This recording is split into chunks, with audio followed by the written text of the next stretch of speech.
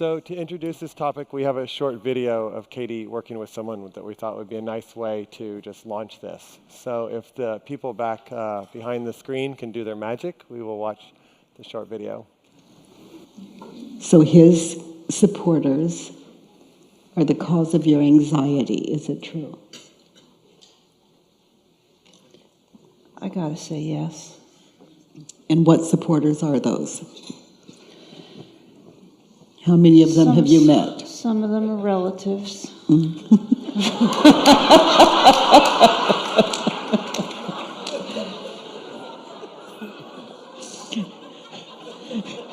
So are you the black sheep in the family, or are they the black sheep in the family? I don't know. It could be you just all have a vote. You get to vote out of your own mind. I mean, I got anxiety when someone in the room yesterday shouted, "He's gonna make America great again." It's like, oh, they're here. Well,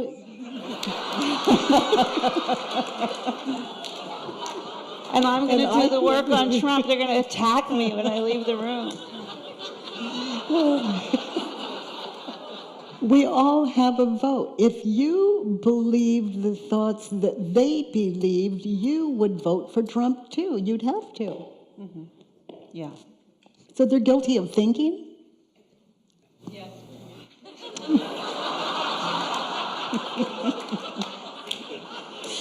Boy, I tell you, the prejudice that the left is holding, I don't know. It's true. That's true. But it's okay because we're right. You know what the right is saying? Yeah, it's true, but we're right. Can you stop believing what you believe, and the moment you believe it, try it. You can't. That's it. We're equal in that.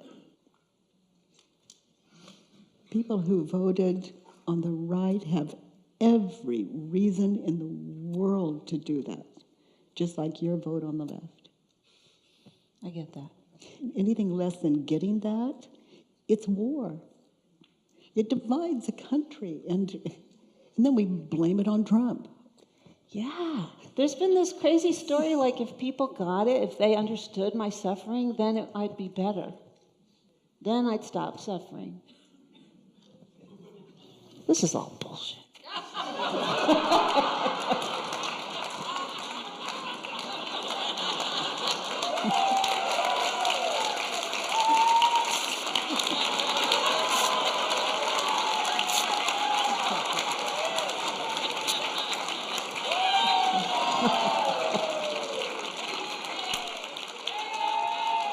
The Trump sign.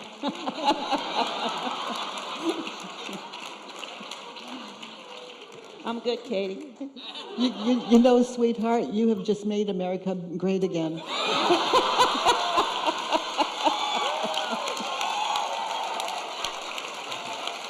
Oh, man.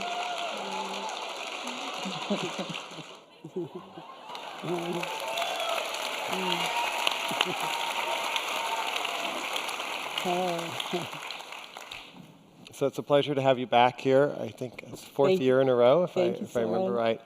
And the next 25 or 30 minutes, we thought we would explore this topic of the political realm and how to bring inquiry into our thoughts around the political realm. And I think the election that's happened recently has triggered a lot of us in different ways. And so I would love to just explore with this community here how we can begin to model a third way.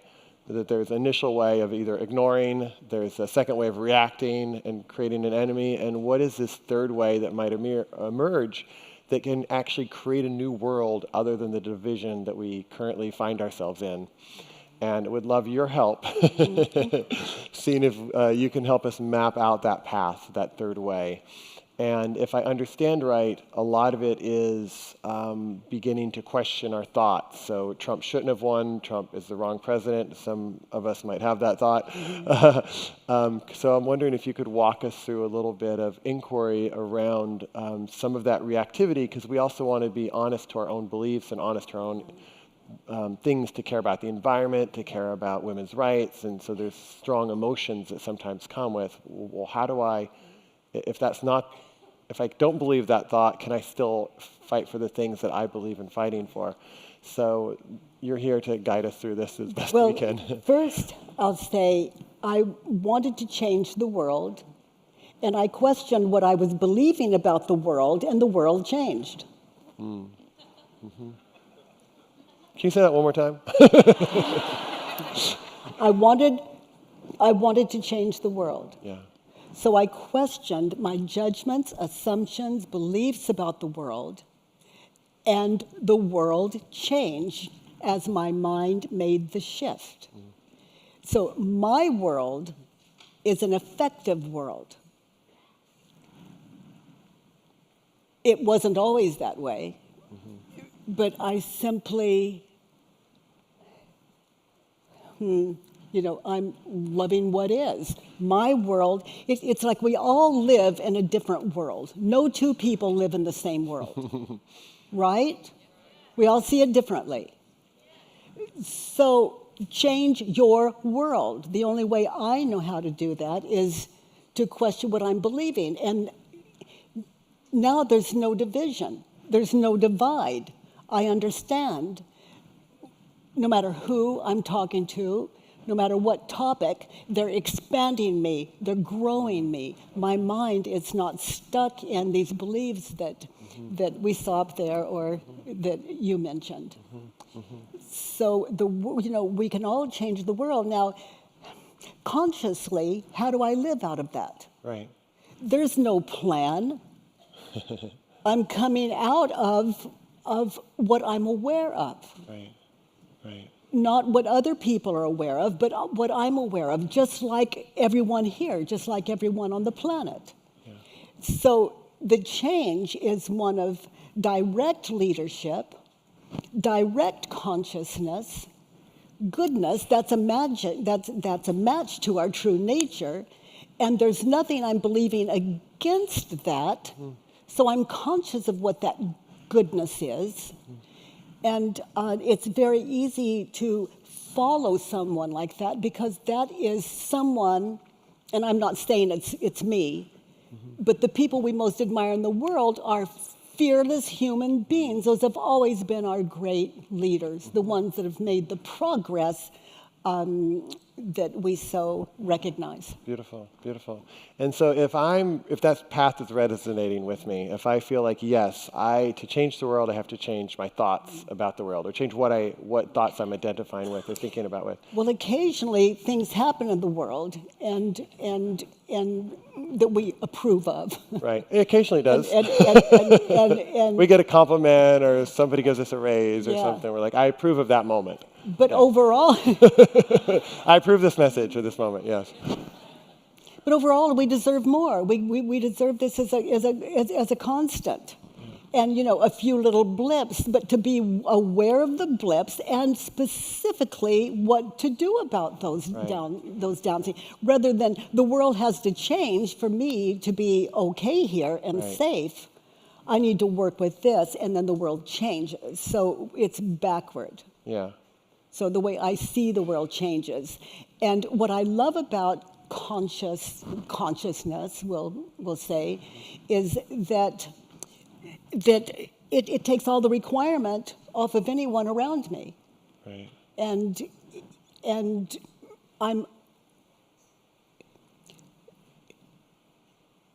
choices shift when the mind shifts. So anything that would stop me or you from doing the thing that would cost us something is not in play. It's no longer in play because, my short version is we understand that the universe is friendly. We really get that. But what I'm thinking and believing about the world may not be so friendly. So that's something I take to inquiry. So when the universe is friendly, if I understand you right, it means that whatever is showing itself in the present moment is worthy of acceptance and worthy of investigation? Or how would you say it? So an election happens, half the country wants one person, the other half. half the country's pissed off, the other half the country's celebrating. And so if the universe is friendly, do I respond? What do I do with the emotions of frustration? I guess that's my point. That might appear when I hear about an immigration law or building a wall or these things that then trigger a certain emotional thing. Would you inquire? Would I sit and inquire as to what are the thoughts that I believe? As a beginner, yes. I can tell you on election night, I went to bed, slept soundly, woke up in a good mood. and my choices go on. My choices go on. I stay informed, and life is just simple. Yeah. But as a beginner, yes, that's what you said. And is your sense that if enough of us were in that space, that a different world would emerge based on that level of consciousness? You were. Okay. And that's not personal. Sure. You know, it's if there's a problem in my world, I take care of it from here, not there. Right. Because if I have to take care of it, like if something's not okay out there, and I have to take care of it out there, someone's going to get hurt. Someone's got to be wrong. Right. And if no matter how gentle I am, no matter what facade I slip into, no matter how manipulative, that's so much work. You know, it's just, it's hard. It's inauthentic. Yeah. And so to take care of it from here, that's the deal. That's beautiful. So everything becomes a mirror back for that. Everything. Yeah. Everything, anything that's unacceptable to this mind needs to be taken to inquiry. Mm-hmm. And then it leaves me in a balance where my decisions are simple. And they make sense. Mm-hmm. Meaning that there's no one protesting it. It's just works. Right. It is. Inoffensive. It is. Uh-huh. And the reactive energy then dissipates as the investigation explores in terms of the thought form. So if we can begin to unhinge the belief around the thoughts, then the rest of it is able to free up. Beautiful. Yeah, because the way we see it is so clear. Right. There's, as I said earlier, there's no fake news running to stop me or change my mind. Is there any real news that happens? You know, there's a language for the heart, and it's across the board, and it doesn't offend. Yeah. It makes sense. Yeah. We can hear it. It's the absence of war. Right. And are there, within this new context, are there things in the world that appear that concern you or that pull your heart or that tug that kind of goodness or decency? No. I'd rather make change. And by making change, I take live my responsibility. life authentically. And that's by that sounds a little harsh. I maybe went too far there. But it's like, am I going to take time? Oh, my God, that's so horrible. That's so terrible. Or am I going to do what I can? Yeah. And that takes space and energy. Let me do what I can. Yeah. That's immediate with no time lapse. Right. If I really care, why aren't I making decisions that would support that not to happen again or to make it better, just support. Right. But if at the root of everything is us believing our thoughts and identifying with this persona that we tend to think we have, whether it's left, right, or middle, or whatever, it would seem that the most important act then is to use inquiry so that that is unhinged. Would that be correct? It is in my world, in my practice. And we don't have a choice. We believe our thoughts or we question them. There's just no other choice. That's how it is. And then we put belief up against belief. That's like saying, we're going to do war with that. Right.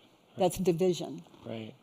Now, but can you see division in the external world, even when there's no division in your world? No. The only division in the outside world is what I'm thinking and believing about it. I just can't say that strongly enough because it's so. Got it. Beautiful. Okay. Yeah. I'm just downloading that right now, just letting it sink in. We have been doing war in this world, for, it's from our earliest history books. I mean, when they were chiseling stories into stone, there was war. It's still going on. So we try to take care of it out there. We wake up to clear this that changes. And because the way you see it is so clear, change is instant. It's instant. It's instant. Yeah. Someone says, you are wrong. Like, Byron, Katie, you are wrong. I instantly hear it. I'm instantly curious. I'm instantly inspired to hear and grow and learn. That's not my enemy. That's my teacher. So we're on the same page always. I don't have to go, yeah, but. Right. I'm a student. That's the teacher. I'm the student. And that's how the world is. It shows me where I'm off. Yeah. So I have it coming from the inside and the apparent outside, because let's say I'm clear here. It would be ridiculous to do war out there. Right. War with the teacher. Right. And that teacher takes the form of whatever arises. Everything that is internal, unacceptable to us. To us. And that through that inquiry, clarity comes because the system can now come to the root of what the disease or the ailment is. Is that? Yeah, and the ailment's always here. Okay. Not there. Okay. It's like, oh, but the there ailment. still seems to What's be a the few matter? people who would. There's just not one or two. No, it's just seems right like here. there's just one or two that would be so nice. No exception. Shoot. I've been testing for over 30 years. Have you been tested? Oh yeah, you haven't found that one person that's like, you are the problem. I was the only problem in my world. That's easy to admit because it's just so. Yeah. So we have, for those of you who are coming tomorrow, we have 3 hours of you actually going deeply with somebody in this process, or a few people within this process. So I think people will begin to experience it at a certain level that we don't have time for today. But for somebody who's out there who's like, this is sounding kind of cool, kind of weird, not sure. I think I do know people who are a pain in the ass, and if I could just get away from them, life would be good. What are a few steps for this inquiry where they could begin to kind of test it for themselves? Okay, and see how that might work or not work in their life? So the first thing to do is like Eileen and I were playing with this morning, and the first thing we did was identify. She wanted to work with anxiety, and the first thing that we began to identify was to find a moment in time, a situation where you were filled with anxiety. You were frightened, and in this case, it was being apprehensive about coming onto stage. And so I asked her what was in there, and what she identified was, I'm not good enough, okay? And Eileen is those of you that have... this is Eileen Fisher. She's just so open and amazing. But she had the thought, I'm not good enough. And so the first question is it true? And we'll be working with this tomorrow. So how many of you have had the thought that you're not good enough? Yeah, it's popular. Every language in the world. It doesn't matter who's translating it. Yeah, me too.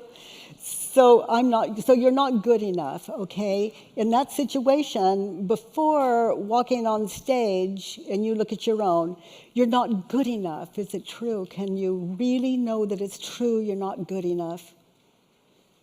And then you just wait. This is a practice. It's a meditative practice. You just get still. Okay, I'm not good enough. Is it true? And you just, it's either a yes or a no. One syllable, either yes or no. And you just stay there until it's shown to you in the silence. And then notice how you react, what happens when you believe the thought you're not good enough in that situation when you're feeling the anxiety. And then you begin to notice, does it hit you here? in the solar plexus? Do your shoulders tighten? Does your neck get tight? Does your stomach hurt? Do you become nauseous? To get really still and notice the emotions that thought is causing, believing the thought. And to get really in touch with that and notice the images of past, future in your head and that silence when you're thinking the thought, I'm not good enough, for example, in that situation. So meditating on that, you begin to see these images of past, future in your head, and you begin to notice as you witness those, that's what people, when you hear the dream world, that's what they're talking about. It's a dream. It's a dream. So you're witnessing that, and because you're witnessing that movie of past, future in your head, it's not out there, it's here. It takes a lot of stillness to just sit in it till you see it, experience it. And then when you see it, you begin to understand that it's the movie that is affecting your emotions. So are those out there? So it's like, am I worried about how you see me? No, this is my sense of worry, what I'm witnessing. How many of you think you understand what I'm saying right now? Oh, that's beautiful. Okay, so now, ready to walk on stage, meditating on that moment in time. Who would I be without the thought, I'm not good enough? I'm not good enough. Who would you be without the thought? Who or what would you be without the thought, I'm not good enough? So just, other than what you're thinking and believing, look at you. Look at you. Other than what you're thinking and believing,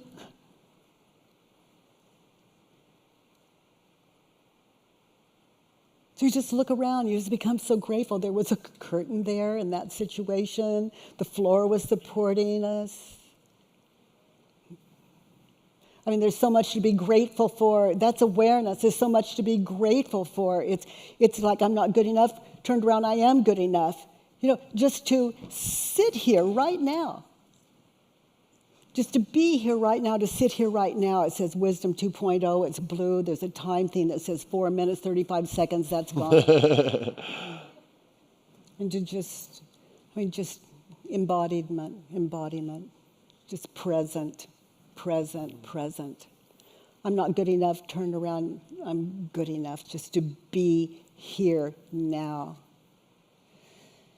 So to identify what you're thinking and believing, how to do the work is always free on thework.com. It's just anything that I have it's absolutely free there, and it's a practice. And those of you that are meditators, I invite you to take it, just bring it in as a part of your meditative practice, just to experience what that would be like for you. But how do I change the world, Soren? From here. Mm-hmm. And then living out of that consciousness. Mm-hmm. The other way is worried and fearful and worried, and then at some point, war. Mm-hmm. And it's already war with what is. So the war, it begins here before it even spreads out. It's like a domino effect until finally we look to ourselves. And that's where change has to take place. Mm-hmm. And again, I can't say strongly enough that we had to believe before we could even come into this world as an identity. Mm-hmm. Mm-hmm. So, and then from there we continue to be identify. Mm-hmm. And the whole thing's false. Mm-hmm. False identity, false I. Mm-hmm. So how many of you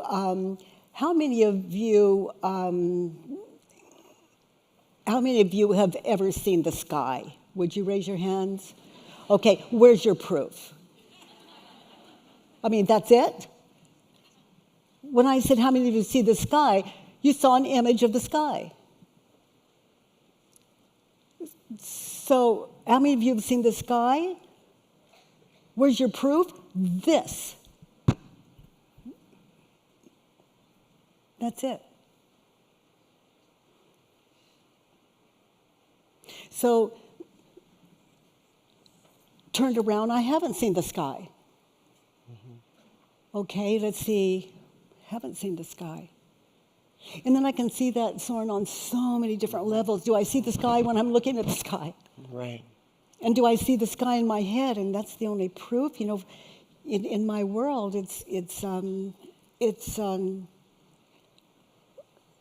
I know it's like living out of a curiosity of you know, without my story, it's always new. You know, I live with a man.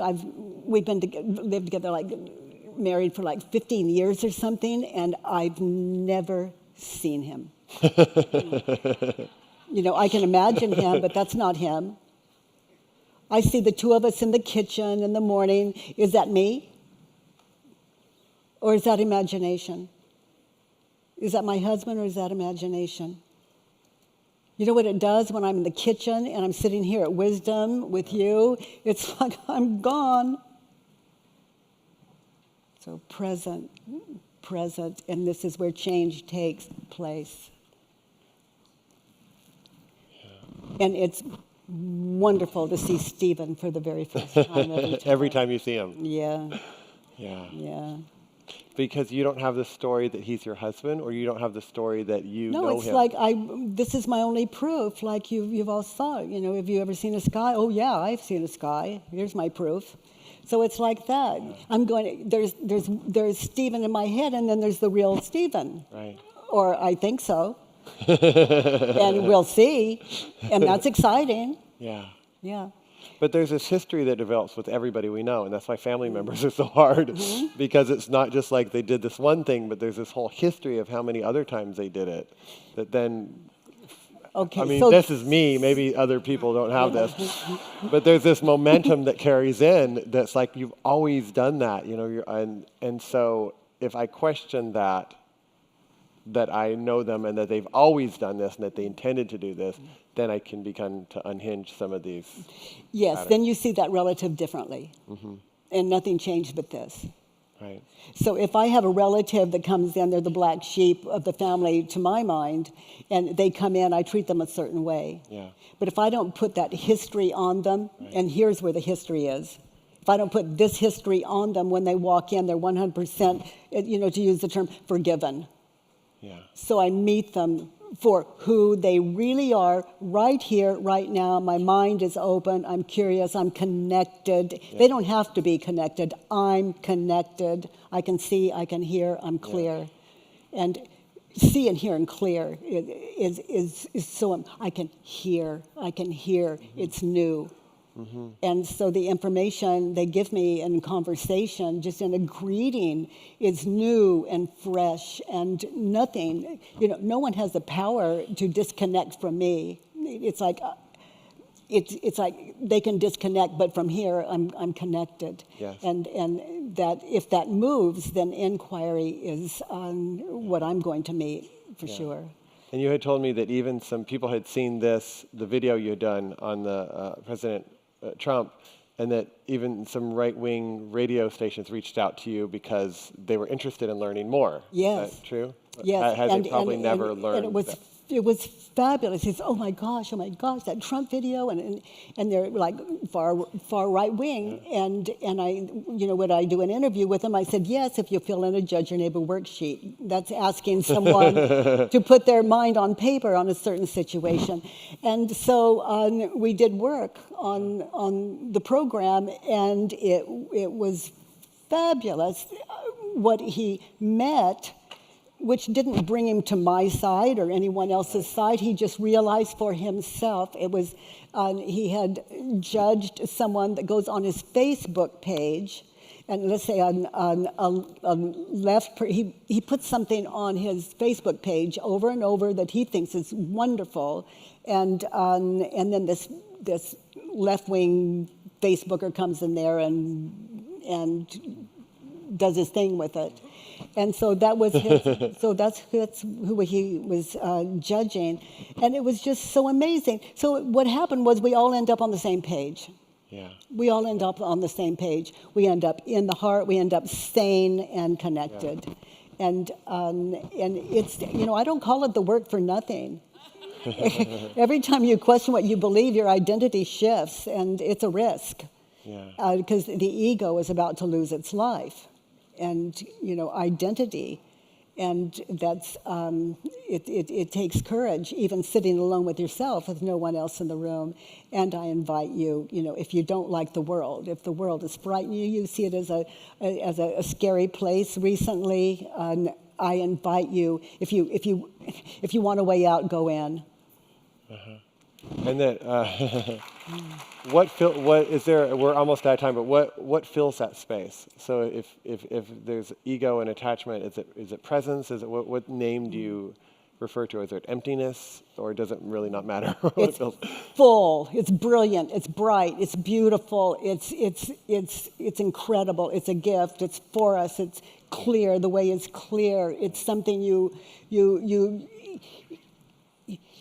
Oh my gosh, it's living out of a constant state of gratitude that eventually doesn't take a lot of energy. Yeah. But even a constant state of which I don't claim, a constant state of I can, my husband would say, Katie, own it, but that but who is he anyways? We don't even know he exists. Yeah, what's his name? This guy. Yeah, whatever he is. It takes, it's... But you're deeper and deeper in there, whether you're fully in there. And the experience you're having is that deeper and deeper gratitude, deeper and deeper simplicity, deeper and deeper clarity. Yes.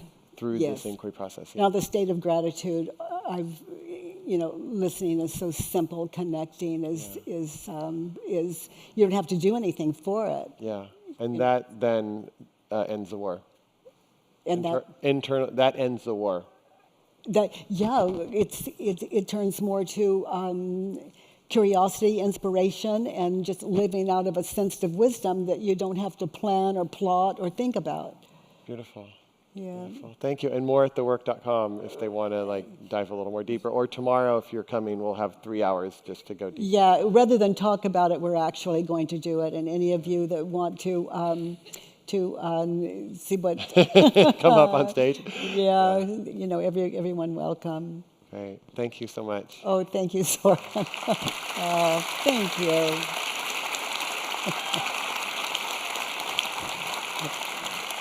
Thank you.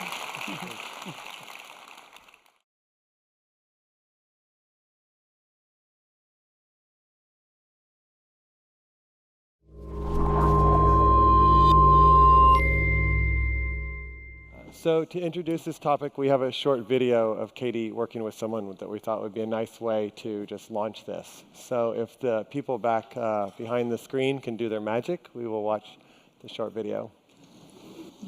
So his supporters are the cause of your anxiety. Is it true? I gotta say yes. And what supporters are those? How many of them have you met? Some of them are relatives.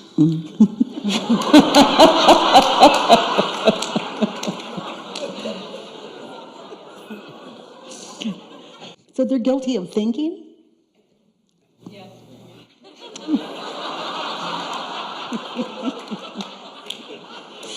Boy, I tell you, the prejudice that the left is holding, I don't know. True. That's true. But it's okay because we're right. You know what the right is saying? Yeah, it's true, but we're right. Can you stop believing what you believe, and the moment you believe it, try it. You can't. That's it. We're equal in that.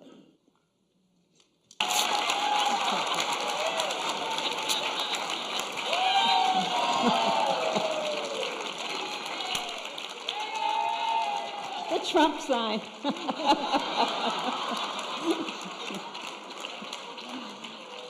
I'm good, Katie. You know, sweetheart, you have just made America great again.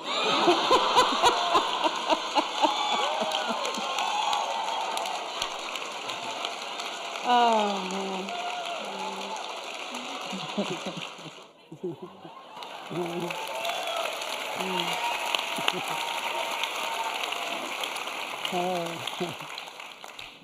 So it's a pleasure to have you back here. I think it's fourth Thank year in a row. If I People who voted on the right have every reason in the world to do that, just like your vote on the left.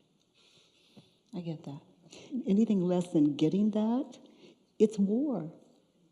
It divides a country, and then we blame it on Trump. Yeah. There's been this crazy story like if people got it, if they understood my suffering, then I'd be better. Then I'd stop suffering. This is all bullshit.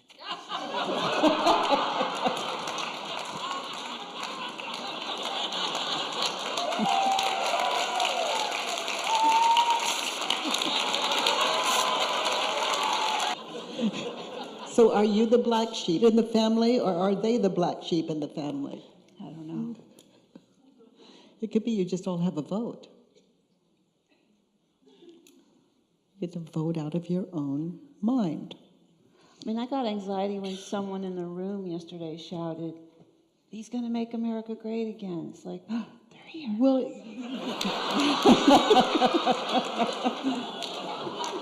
And I'm going to do the work on Trump. They're going to attack me when I leave the room.